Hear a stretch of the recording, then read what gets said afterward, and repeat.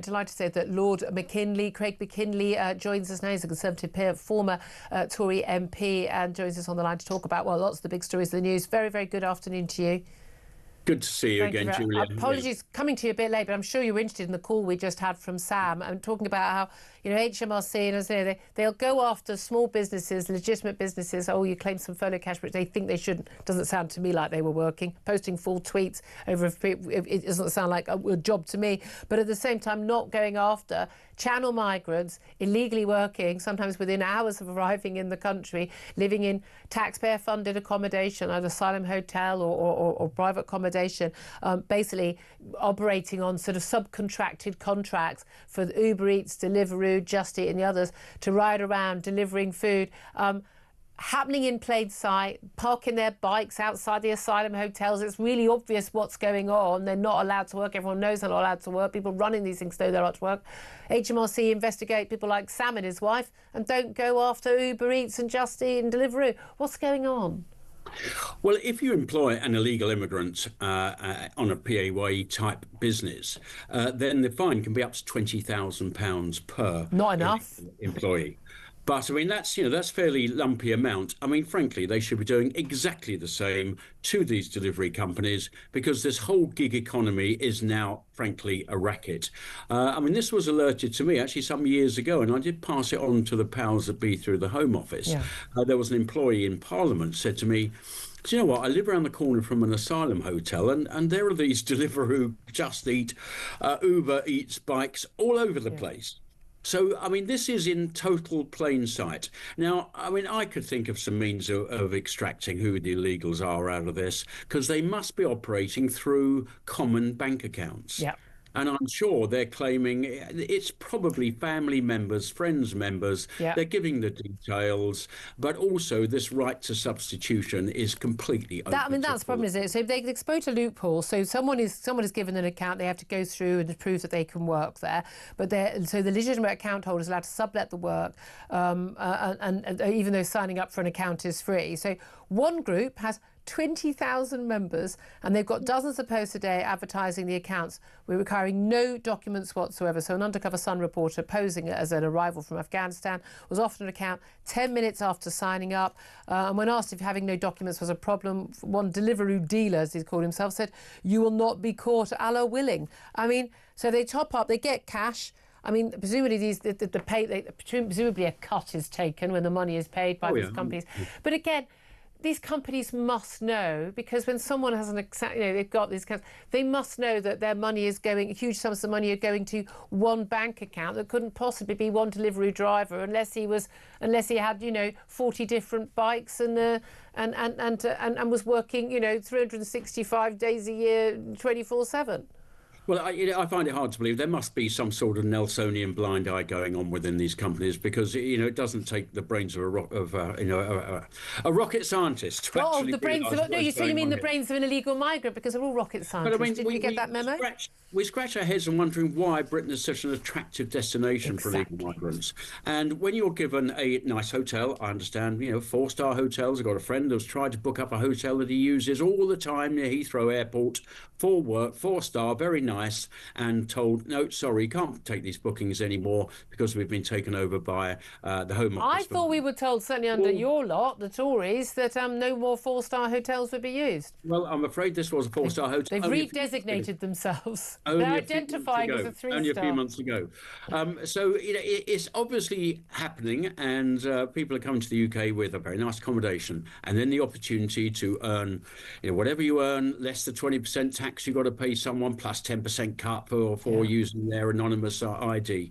I can but guess. Yeah. But just on the back of what some of your previous person said, I mean, I was on Public Accounts Committee for some 3 years. It's it's a good committee. It does try and unpeel the layers of mess that's happening. Oh, the Public Accounts Committee, under whoever's chairing it, has actually embarrassed the nation, the national government on many an occasion.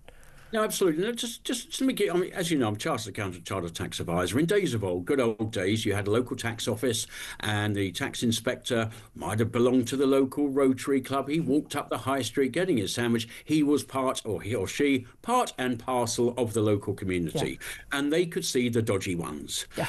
But now the HMRC offices are in the middle of nowhere on an industrial estate in some vast building. They have And absolutely no everyone's working interaction from home on Zoom.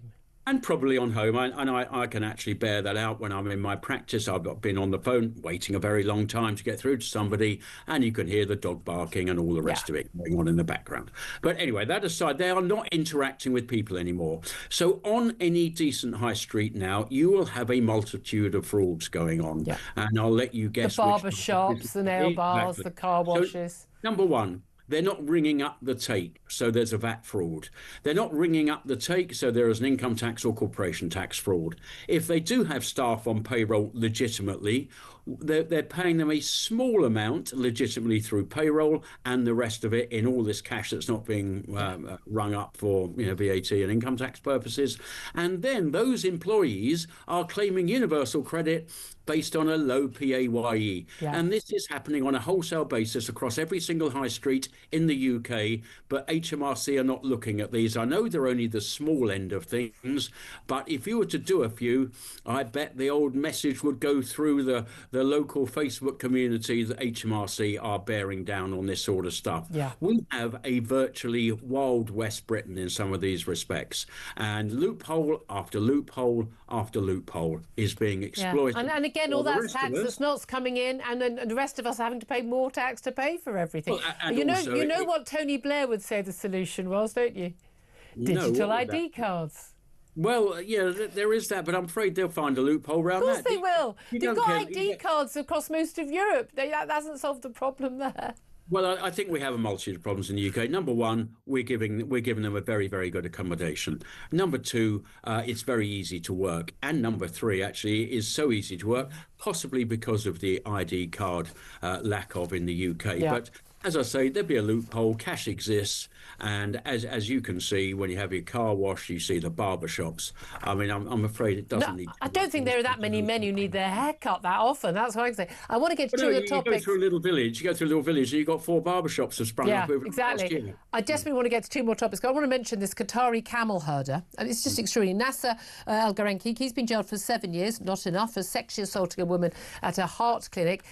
For some reason, no one can understand why a 27-year-old Qatari camel herder had travelled to Britain for treatment for a rare heart condition. I mean, I'm assuming camel herding pays very well in Qatar. But I thought they had pretty good hospitals in Qatar. That's why all the Hamas leadership were there.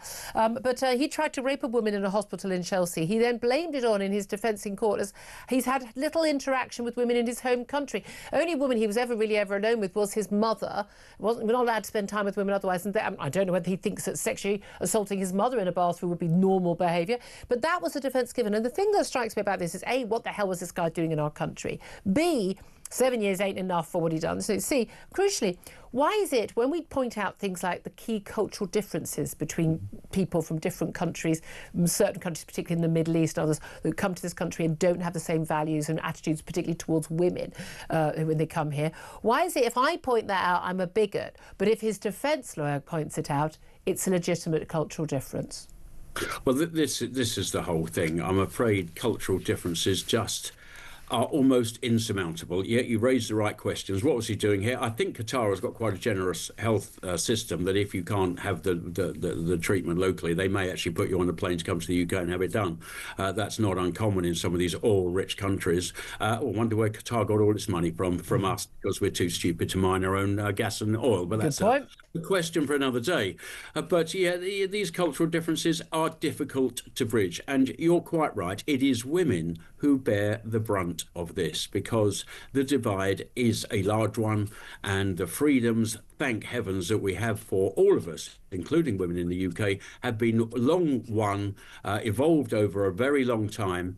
But here we are, willing to almost give that away on the altar of cultural correctness and acceptance and all of those other good things. I'm sorry to say, Julia, it does not work. And you only have to look at the broader figures, and the Home Office have been pushed into actually having to dragged, publish. kicking and screaming. They're going to have to publish them in the future, but the figures that we do know exist. There is a disproportionate amount of certain cultures and countries that are at the heart of many of these sexual offences. And by a huge percentage. Well, just finally, I want to get you this extraordinary situation where 108 Labour MPs, including 12 committee chairs, have basically, said they're going to sign a motion, an amendment to the government's welfare reform bill, which in my view doesn't go far enough in itself, but they're going to try and basically stop it in its entirety.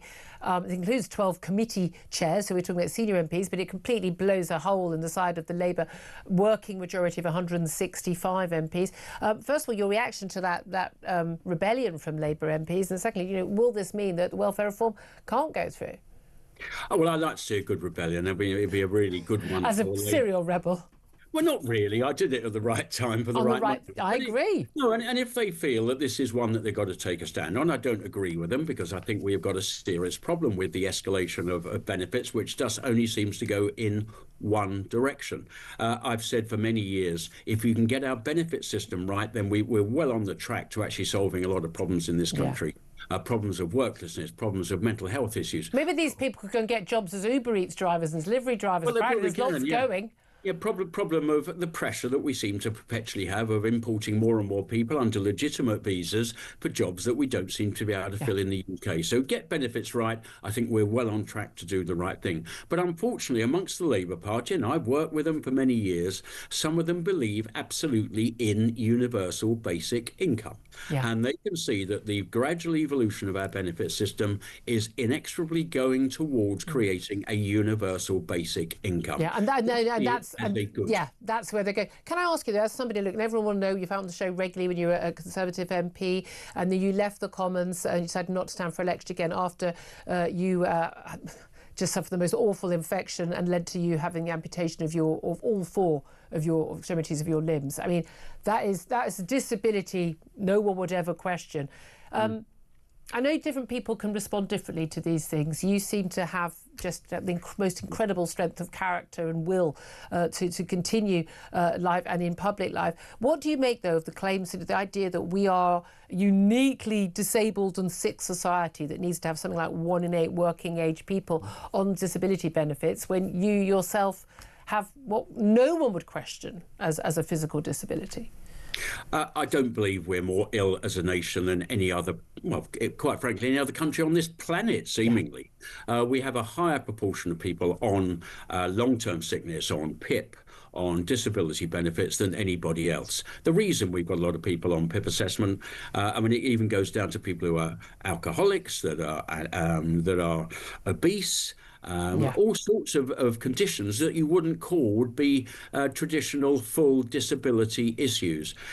Anxiety. If you claim that you're feeling suicidal, that is a guaranteed route into getting your PIP assessment. There are apparently training sessions online that people can actually watch and use the words that you need to get the golden ticket at the end of the day. We're being taken for absolute fools. I've got 4 of these.